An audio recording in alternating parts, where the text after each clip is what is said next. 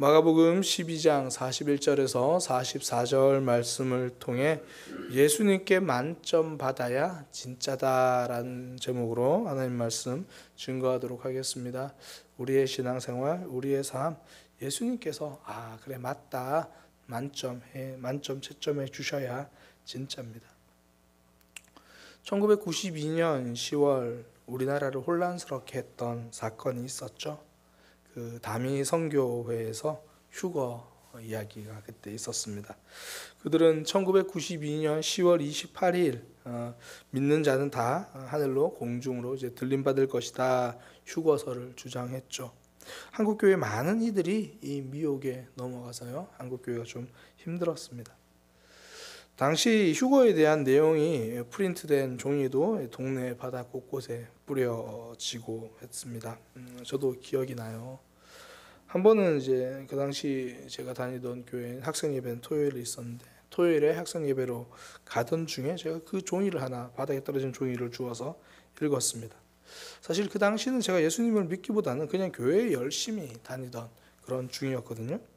그런데도 제가 그 종이를 보면서 한 가지 의문이 들었어요.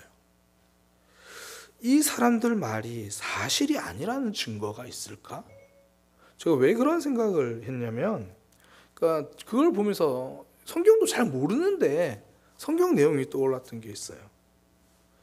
예수님 당시에도 많은 사람들은 예수님이 구원자가 아니다라고 말을 했고 정말 많은 당시 종교 생활을 하던 종교 지도자들은 뭐 내가 스스로 신앙생활을 잘 하고 있다고 생각을 했고 오히려 이 땅에 오신 예수님을 배척했는데 어느 게 옳은 거지? 꼭 우리가 옳다라는 법이 있나?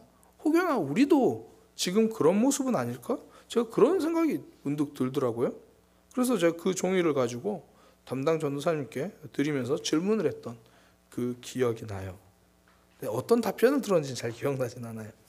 그런데 그때 그런 의문을 가졌던 것만큼은 선명하게 기억이 납니다.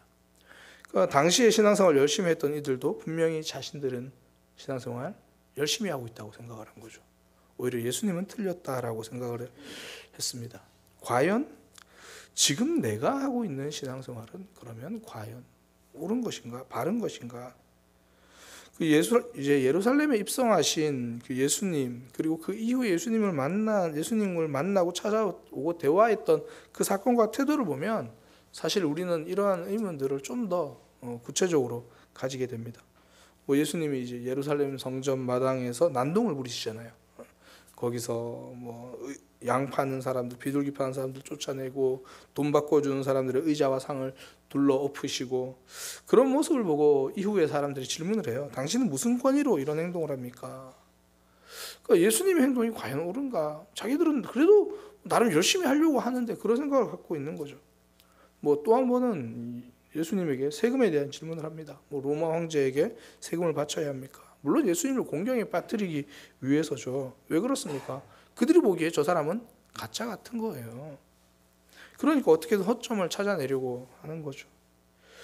뭐 그 사람들은 물론 악한 마음으로 그렇게 했을 거예요. 그러나 한편으로는 그 예수님과 종교 지도자들의 대립을 보면서 사람들이 궁금했을 거예요. 대제사장님과 바리새인 선생님들이 왜 저러시지? 도대체 누가 옳은 거야?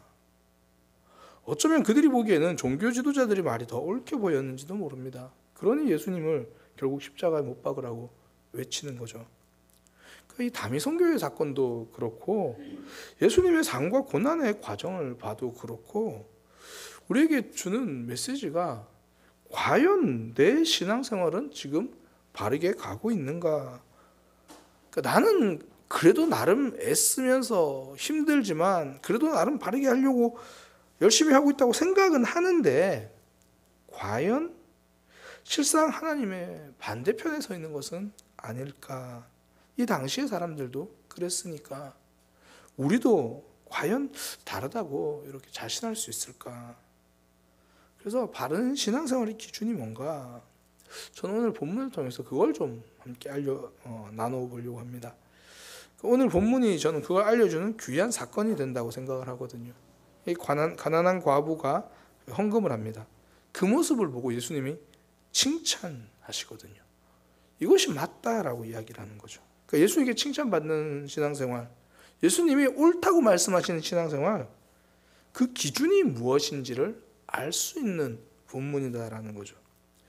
어떤 신앙생활이 예수님께 칭찬받는 신앙생활인지, 예수님께서 오케이라고 말씀하시는 신앙생활인지, 저는 우리 모두가 하나님과 예수님이 오케이, 그래, 그렇게 하는 거야 라고 말씀하시는 신앙생활 하기를 소망합니다.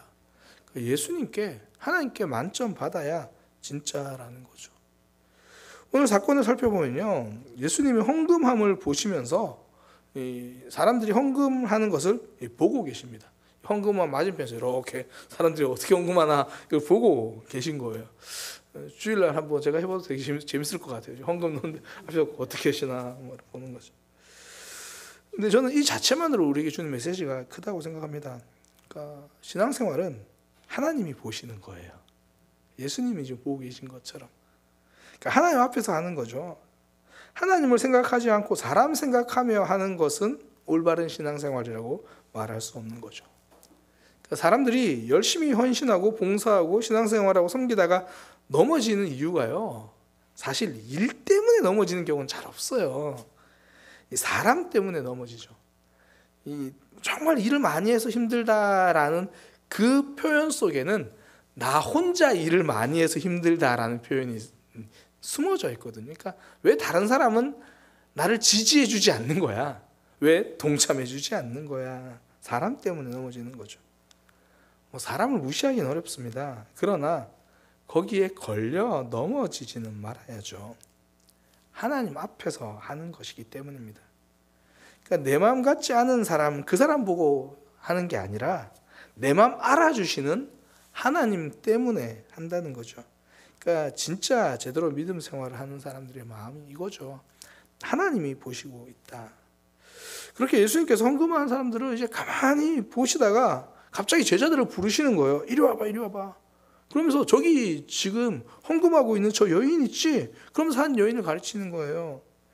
허름한 옷차림의 한 여인. 그녀를 보고 예수님이 하신 말씀, 야, 저게 진짜야.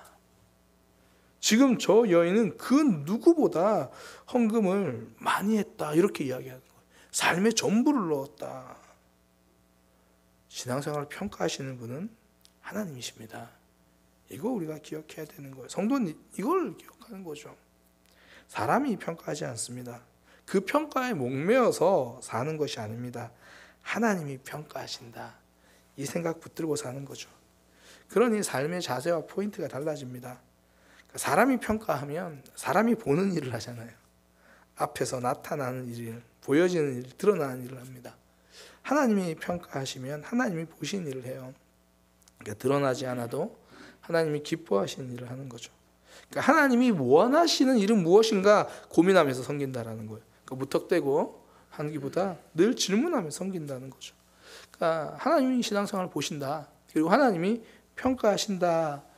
우리 그걸 이제 염두에 두고 하자는 거죠. 그런데 예수님께서 그 과부의 헌금을 칭찬하신 내용, 그게 우리 신앙생활의 기준이 되어야 하는 거죠. 그 믿음 생활을 인정해 주신 겁니다. 도대체 그녀의 헌금은 무엇이 달랐을까요? 그녀의 신앙생활은 무엇이 달랐을까요? 무엇이 달랐기 때문에 칭찬받았고 무엇이 달랐기 때문에 인정받았을까요? 이 아침에 딱 하나 나누려고 합니다. 우리도 하나님이 보시는 믿음 생활, 그 가운데서 하나님께 칭찬받는 삶이 되어야 하잖아요. 딱 하나, 단순합니다. 마음을 드려야 진짜입니다. 하나님께 마음을 드리지 않으면요, 그 어떤 것도 다 드려도 그건 부족한 믿음 생활이에요. 예수님은 이 여인이 지금 전 재산을 드려서 감동하신 게 아니죠. 그렇게 드릴 만한 마음이 담긴 삶이기 때문에 감동하신 거죠. 그러니까 이 동전, 가난한 여인의 동전 2개, 뭐 오늘날로 말하면 2,000원 정도 되는 돈입니다.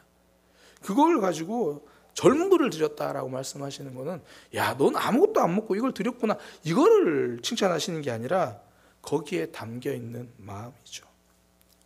예수님이 원하시는 건 많은 재물이 아닙니다. 오늘 이 설교를 듣고 두 가지 반응이 있죠. 이제 그래 나도 앞으로 모든 헌금은 2,000원씩 해야겠다. 아니면 나는 또 전부를 드려야 되나? 그게 아니라 마음이 담긴 삶입니다. 마음이 담긴 신앙생활이죠. 작은 헌신 하나도 하나님을 사랑하는 마음을 잘 눌러 담으면 그건 큰 헌신이에요. 마음을 담는다는 게 무엇입니까? 상황에 매이지 않는다라는 거예요. 부모님들이 자녀들에게 뭔가를 해줄 때 이 상황이 넉넉해서 해주시는 게 아니잖아요. 혹시 그런가요? 자녀들을 향한 마음이 진심이기 때문에 하는 거죠. 저 이전에 설교 때도 한번 소개한 적이 있는데 이 고리오 영감이라는 프랑스 소설에 보면요, 그 자녀에게 무엇라도 하나 더 주려고 하는 부모의 모습이 좀 잘 드러나요. 그 중에 이 주인공이 상류 귀족 사회에 발을 들여놓기 위해서 돈이 좀 필요한 거예요. 그래서 시골에 계신 이제 어머니에게 돈을 부탁하는 장면이 있거든요. 주인공의 어머니는 이 뻔한 시골 형편에서 어떻게든 돈을 마련해가지고 아들에게 보내요. 그러면서 편지에 이런 글을 씁니다. 자식에게 줄 재산이 있기를 바라면서 나는 가난이 무엇인가를 알았단다. 그러니까 그전에는 내 삶이 그렇게 가난하다고 생각하지 못했는데 내 자식이 원하는 게 있는데 그걸 해주려고 하는데 다 못하고 있는 처지를 생각하니까 내가 좀 더 넉넉했으면 그런 생각을 한다라는 거죠. 그러면서 어쨌든 자녀가 원하는 걸 맞춰주려고 해요. 마음이 진짜니까 상황에 매이지 않는 거죠. 우리가 믿음 생활하려고 할 때 상황이 우리 편인 적은 잘 없습니다. 말씀 실천하려고 하면 여기저기 마음 힘든 일들이 생기잖아요.